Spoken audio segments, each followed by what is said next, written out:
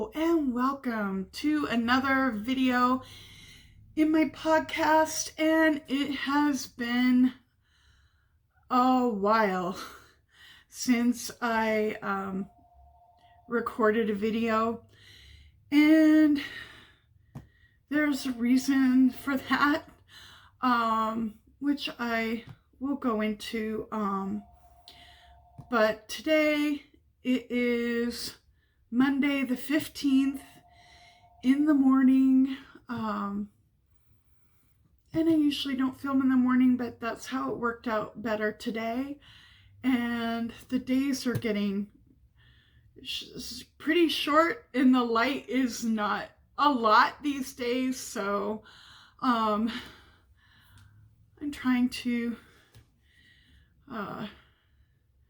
do the best with the light that I have. And so I hope you have been well. Yeah. I had a very shocking and unexpected thing happen that kind of turned everything upside down for me. My sister died, and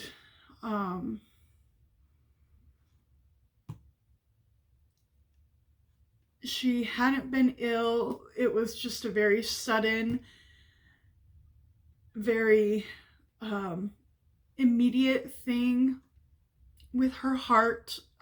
There was no warning, and she hadn't had any symptoms, but that's how it can be, and we just never know. Yeah, so it's been a whole lot, and I really just needed time, and so I took it, and I know that you understand. But I'm starting to get back into some routines, and I'm starting to do better and have better days. So I wanted to record again because I enjoy it, and I miss being able to interact with those of you who are kind enough to comment, and the people in the comments have always been so friendly and kind, and I appreciate that, and I really enjoy feeling a part of that. So I also stopped reading completely. So even if I had really been wanting to record, I didn't have any book things or crafting things to talk about at all, because I stopped in the middle of my bind off. I am around halfway through binding off the end of my summer tunic. I'll probably finish it this week, the bind off, but I also stopped reading completely. I've only just started coming back to any books. I haven't gone back to any of the books that I was reading before it happened. I might next month try to finish.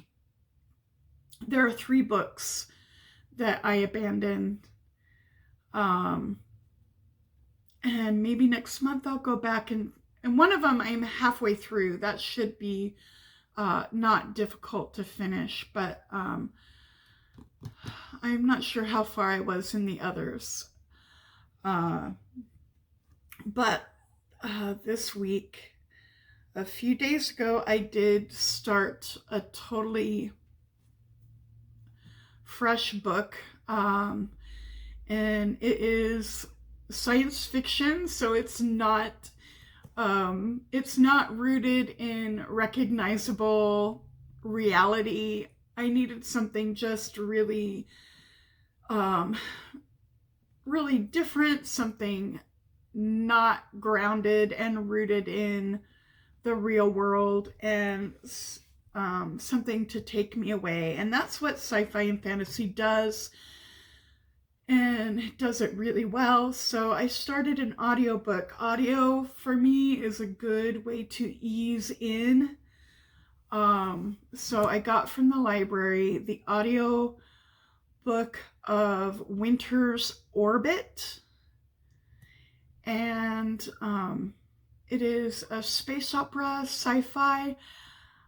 I think, at least for now, it's a standalone. And I don't know of any plans for continuing it as a series, but if you're anyway, I'm not 100% sure about the status of that, though it could change in the future. But it is a space opera with a political marriage of convenience between two men representing their planets in an alliance, and things are very politically fraught and dangerous, and the alliance has to stand, but it's very delicate, and yeah, so there's the politics, and there is also the kind of romance trope of a marriage of convenience, where ultimately they learn how to love each other. And so I'm enjoying it. Yeah, it's very, very tense and suspenseful in the politics, and it's very like tender and delicate in the romance part of it. And I like both of those things, and it's working really well for me. Yeah, so that is Winter's Orbit. And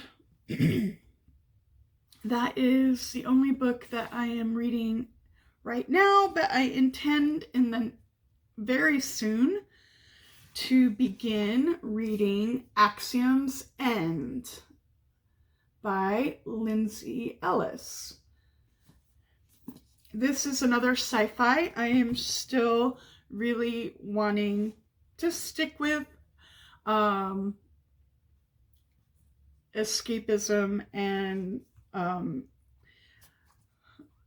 places far away, and so this is a first contact story. Excuse me. Yeah, first contact between humans and extraterrestrial intelligent life. And from what I've heard, it is a little bit philosophical, but not heavy, not heavily so, and not pretentiously so. Yeah, a friend of mine recently finished reading this and was telling me about it and about the tone of it, and that's what she was saying about it. So I am looking forward to starting this. I have this print version, but I'm also, I have the audio from the library, so I might go back and forth between them, because right now audio is really working for me. So I'll try and do a little bit of audio and print reading with this one. Yeah, so that's all about the sci-fi right now. And there is another big thing that happened, and this is a good thing. I also I adopted a cat.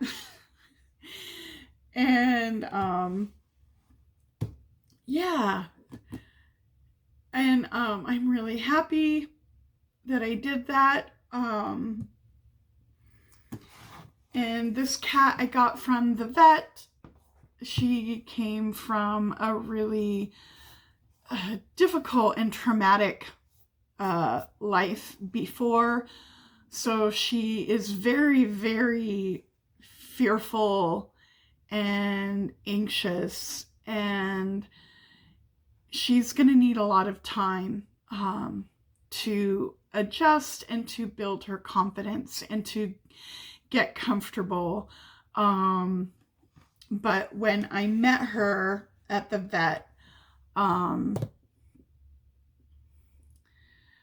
she didn't seem she was in her carrier on the exam table, and we didn't try to get her out of the carrier because she seemed to be feeling safe at the moment in there. But she was relaxed in the carrier as her safe spot, and I put out my hand, I presented my hand to her so that she could sniff it if she wanted, and she didn't pull away and hide at the back of the carrier, and she didn't make the big scary eyes or hiss or any of those things. She did put her nose forward a little bit and sniff, give a little sniff, and the vet tech that was giving me information and talking about her is the vet tech that has been caring for her while she's been at the office. And she was there waiting for adoption for about a month or so. And so she had time to get comfortable with that person. And so the vet tech was able to, in her carrier, put her hand in and give her, some ear scritches and scratch her chin. And the cat seemed to enjoy that attention and be able to form a trust with a human. So I thought, yeah, I think we'll be okay. And so I brought her home. Her name, she came with a name. She was already given the name Maymay by the person that brought her in. And I think it's a really cute name, so I'm keeping it. I call her Maymay. And sometimes I talk to her even when I don't see her, because she's still mostly hiding. It's been 3 weeks and some days, and she still just mostly hides. She does not like me to be in the same room with her, but if I walk by and I see her in a chair, she won't jump out of the chair unless I try and step into the room. So I wave at her if I see her in a chair in the room that she likes to be in the evening. That's the time that I have been able to see her. We kind of have an evening routine started where she comes down to that room, which isn't the room I'm in all the time. It's on the other side of the downstairs. And if I see her in that room on a chair in the evening, then I put down some wet food. She's always got dry food down,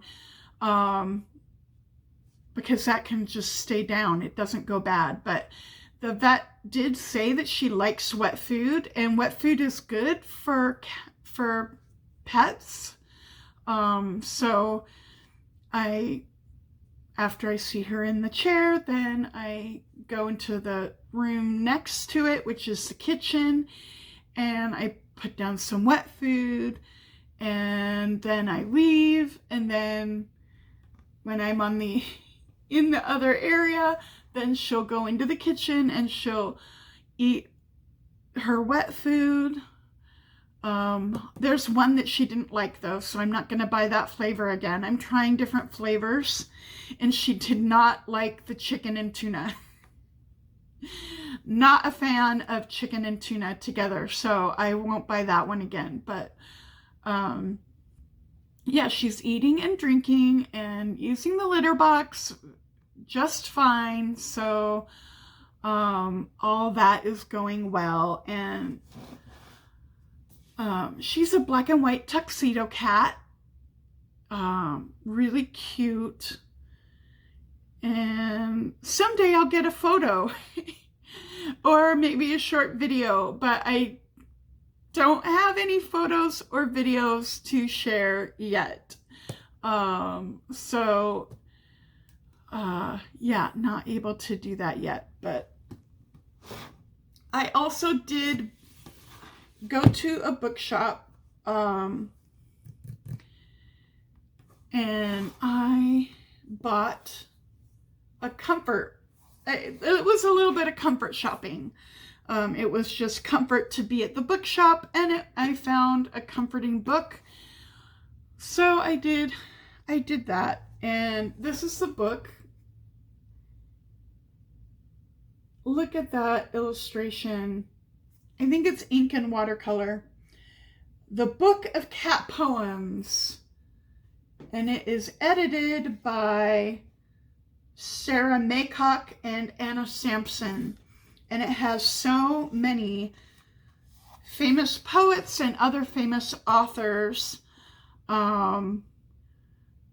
who weren't necessarily famous for their poetry, but they did have a cat poem, and some are very old and some are more modern. It's a nice mix, and so many recognizable names. And of course, one of T.S. Eliot's cat poems is in here.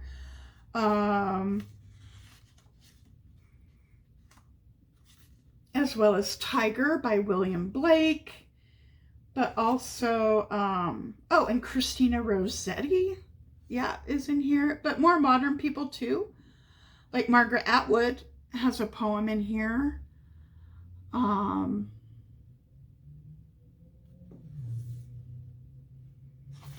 Anyway, and I didn't realize this until I started looking at it, but it has throughout, it has a lot of ink and watercolor illustrations. Look at this beautiful calico. Look at that. And here is a tuxedo cat on a high hill looking at the view. And this is a more modernish poem.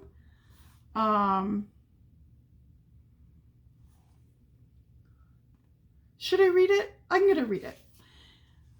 The Cat and the Sea by R.S. Thomas.